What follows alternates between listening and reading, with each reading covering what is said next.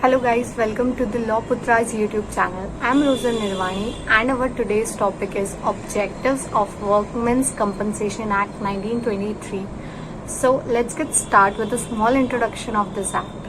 Nowadays, the Workmen's Compensation Act 1923 is also known as the Employers' Compensation Act. It is an enactment that was issued by the central government and was implemented by various state governments.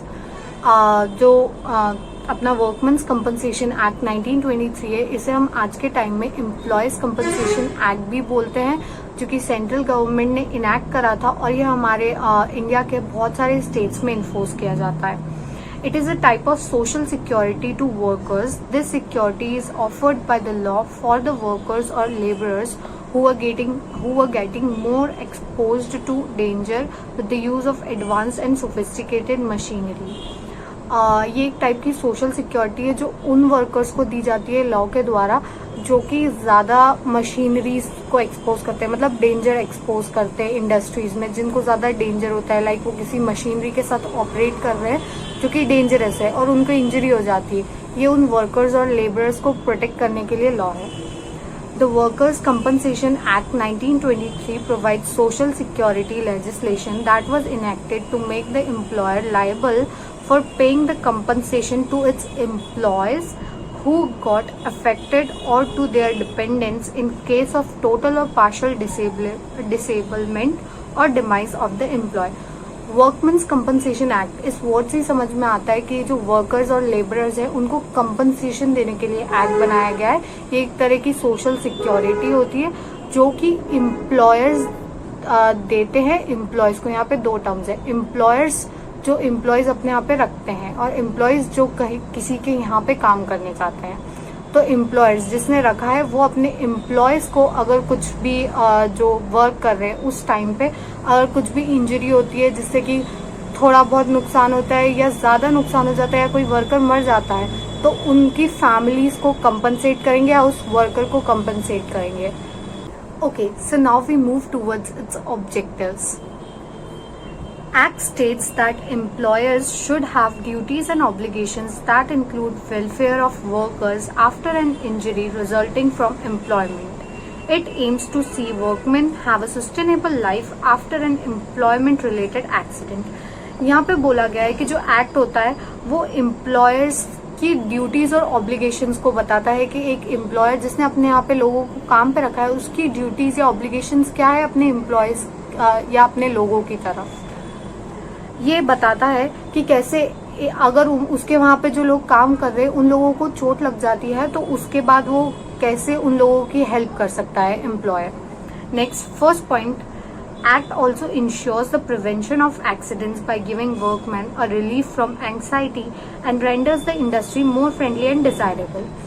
जब employ जो है उसको पता है कि अगर मुझे कुछ हो जाता है या उसे कोई इंजरी हो जाती है तो उसके बाद उन्हें कंपनसेशन मिलेगा या उसकी फैमिली को कंपनसेशन मिलेगा, तो ये बात उस एम्प्लॉय को जो वहाँ पे काम कर रहा है रिलीफ करती है एंग्जाइटी से और एक फ्रेंडली सा माहौल बना कर रखती है इंडस्ट्री में, जिसकी वजह से वो अच्छा काम कर पाता है.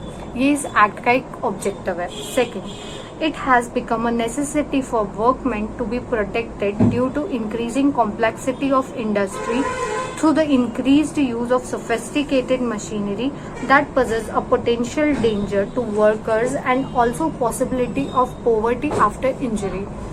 सेकेंड पॉइंट ये बता रहा है कि जैसे जैसे हमारी इंडस्ट्रीज में कॉम्प्लेक्सिटी बढ़ती जा रही है, हायर एफिशिएंट मशीन्स आती जा रही है, उनको ऑपरेट करना एक नॉर्मल वर्कमैन या लेबरर्स के लिए बहुत डिफिकल्ट होता है.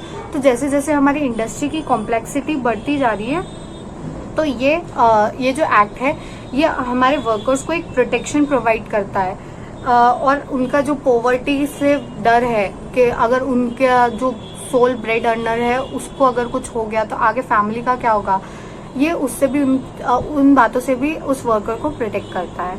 Next, third point is this act also helps in relieving the injured worker who is the sole bread earner from his financial responsibility towards his dependents like her spouse, son or daughter or maybe his older parents.